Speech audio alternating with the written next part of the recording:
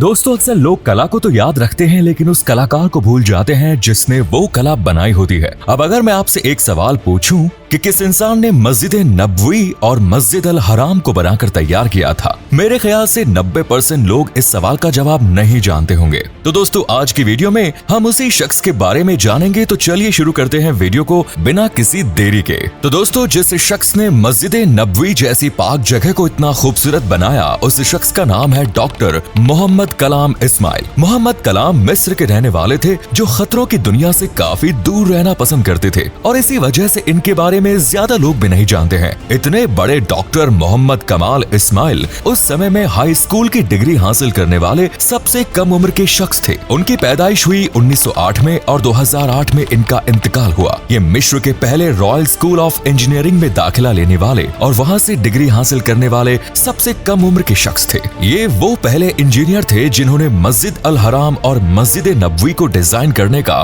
Contract sign किया। उन्होंने 44 साल की उम्र में शादी की। उनकी बीवी ने एक बेटे को जन्म दिया और उनकी बीवी का इंतकाल हो गया। इसके बाद वो अकेले रहे और मौत तक अपना पूरा वक्त अल्लाह की इबादत में लगाते रहे। उन्होंने 100 साल की उम्र पाई और पूरे 100 सालों में उन्होंने मीडिया, अखबार और बहुत सारी सुर्खियों से गुमनाम रहकर 2 मस्जिदों के खिदमत में उन्होंने वक्त गुजारा। अब ये सोचने वाली बात है कि इन दोनों मस्जिदों को बनाने का काम अल्लाह ताला ने सिर्फ मोहम्मद कमाल इस्माइल को ही क्यों दिया? तो दोस्तों, कुछ ऐसी बातें हैं जिनके बिना पर अल्लाह ताला ने इस मुबारक काम को डॉक्टर मोहम्मद कौल इस्माइल से ही करवाया। दोस्तों, मस्जिद अल हराम और मस्जिद नबवी में बिछाए गए मार्बल की एक बड़ी दिलचस्प कहानी है जिसे सुनकर आपका ईमान ताजा हो जाएगा। जिन पत्थरों का इस्तेमाल मस्जिद नबवी को बनाने में किया गया है वो काफी नायाब है, जो पूरी दुनिया में सिर्फ ग्रीस के छोटे से पहाड़ में मौजूद है और इसकी हैसियत ये है कि ये गर्मी में भी जमीन को ठंडा रखता है। डॉक्टर कमाल सफर करके ग्रीस पहुंचे और हरम के लिए तकरीबन आधा पहाड़ खरीदने का कॉन्ट्रैक्ट साइन किया। कॉन्ट्रैक्ट साइन करके वो वापस मक्का लौटे और सफेद पत्थर भी आ गया और हरम शरीफ में पत्थर को लगाया गया। जब हरम शरीफ की तामीर पूरी हुई तो सऊदी किंग ने डॉक्टर कमाल को वही पत्थर मस्जिद नबवी में भी इस्तेमाल करने की फरमाइश कर दी, लेकिन इस दौरान सिर्फ मस्जिद अल हरम को ही बनाने में पूरे 15 साल गुजर चुके थे। डॉक्टर मोहम्मद कमाल को सऊदी किंग ने हूबहू वैसा ही मार्बल लगाने को कहा जो 15 साल पहले इन्होंने ग्रीस से खरीदा था। इस बात से वो परेशान हो गए क्योंकि इस दुनिया में सिर्फ एक ही जगह थी जहां वो पत्थर पाया जाता था। अब चूंकि आधा पहाड़ तो वो पहले ही खुद खरीद चुके थे। डॉक्टर कमाल बताते हैं कि वो इसी कंपनी के सीईओ के पास गए, उनसे मिले और फिर उन्होंने बचे हुए मार्बल के बारे में पूछा। इस पर चीफ ऑफिसर ने बताया कि वो मार्बल तो हमने आपके जाने के बाद ही बेच दिया। इस बात को तो अब तक पूरे 15 साल हो गए हैं। ये बात सुनकर डॉक्टर मोहम्मद कमाल बहुत परेशान हो गए और मीटिंग छोड़कर जाने लगे। तभी उन्होंने वहां मौजूद ऑफिस सेक्रेटरी से मिले और गुजारिश की कि मुझे उस शख्स का पता बताओ जिसने बचा हुआ तमाम मार्बल खरीदा है। इस पर उसने जवाब दिया कि ये बहुत पुराना रिकॉर्ड है साहब, जिसे तलाश करना बहुत मुश्किल है, पर फिर भी आप मुझे अपना फोन नंबर दे दीजिए,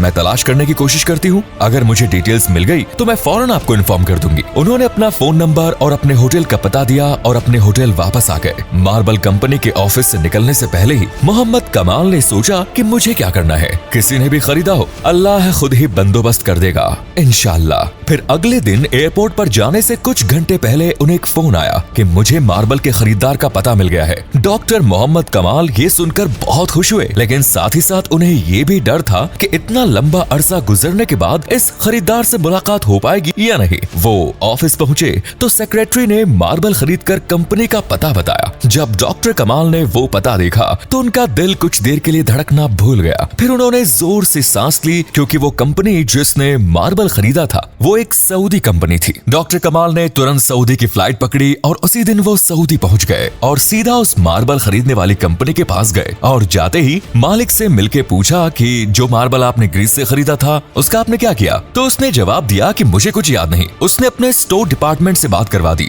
और उनसे पूछा कि वो सफेद मार्बल जो ग्रीस से मंगवाया था वो कहाँ है? तो स्टोर वालों ने कहा कि वो सारा का सारा मार्बल मौजूद है और इसको कभी भी इस्तेमाल ही नहीं किया। ये सब सुनकर डॉक्टर मोहम्मद कमाल इस्माइल एक बच्चे की तरह रोने लगे और कंपनी के मालिक को पूरी कहानी सुनाई। फिर कंपनी के मालिक को ब्लैंक चेक दिया और कहा इसमें जितनी चाहे उतनी रकम भर ले और सारा मार्बल मेरे हवाले कर दे। फिर कंपनी के मालिक को जब ये पता चला कि ये तमाम मार्बल हमारे प्यारे नबी हजरत मोहम्मद मुस्तफा की मस्जिद नबवी में इस्तेमाल होने जा रहा है, तो उसने कहा कि साहब मैं तो एक भी पैसा नहीं लूंगा, अल्लाह ने ये मार्बल मुझसे खरीदवाया और फिर मैं खुद को उसको भूल गया। इसका मतलब ये मार्बल मस्जिद नबवी में ही इस्तेमाल होना था। दोस्तों ये वो मस्जिद है जिसकी तामीर हजरत मोहम्मद सल्लल्लाहु ताला अलैहि वसल्लम ने खुद अपने मुबारक हाथों से की थी। ये वो जगह है जहां आपकी ऊंटनी रुकी थी और इसकी एक एक ईंट खुलफाए राशिदीन ने अपने हाथों से रखी। वो कितने खुशकिस्मत लोग हैं जिनको अल्लाह ने अपने दो मुकद्दस मुकामात की तामीर के लिए चुना, जहां तमाम मुसलमान हर जगह के हर मूल के हर इलाके के मुसलमान इस जगह जाकर एक हो जाते हैं। अल्लाह ताला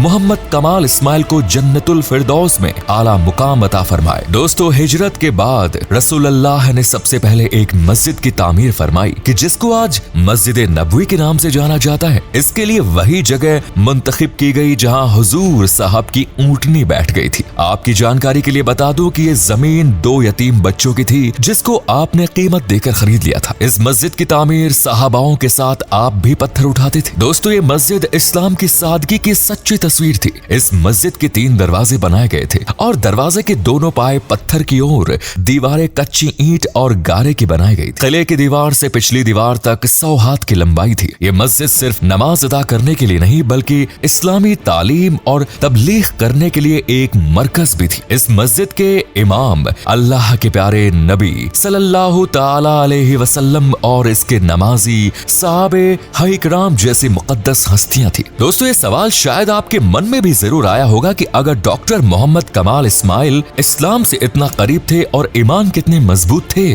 तो फिर उन्होंने इस पाक जगह को डिजाइन करने के लिए पैसे लिए थे या नहीं? इसका जवाब है नहीं। किंग फहद की तमाम कोशिशों के बावजूद इन्होंने अपने इंजीनियरिंग डिजाइन और आर्किटेक्चर निगरानी के लिए एक पैसा भी लेने से इनकार कर दिया था। पैसे लेने से मना करते हुए उन्होंने किंग फहद से कहा मुझे इन 2 मुकद्दस मस्जिदों में काम करने के लिए पैसे क्यों लेने चाहिए? अगर मैं ऐसा करता हूँ तो मैं आखिरत में अल्लाह ताला को क्या मुंह दिखाऊंगा? मुझे दुनिया के साथ साथ आखिरत को भी ध्यान में रखना है। इसीलिए उन्होंने एक पैसा भी अपने काम में नहीं लिया। आपको शायद पता न हो लेकिन उस समय मस्जिद नबवी और मस्जिद अल हराम बनाने में कई बिलियन डॉलर लगे थे। अगर डॉक्टर इस्माइल चाहते तो इसमें करोड़ों रुपयों का फायदा कर सकते थे, लेकिन मजबूत ईमान होने की वजह से उन्होंने एक पैसा भी लेना इनकार कर दिया। हम उम्मीद करते हैं वीडियो में दी गई जानकारी आपको पसंद आई होगी। अगर इस वीडियो के जरिए आपको कुछ भी जानने का मौका मिला तो अपने दोस्तों के साथ शेयर जरूर करें, वीडियो को लाइक करें और हमारे फेसबुक पेज को फॉलो जरूर करें। धन्यवाद।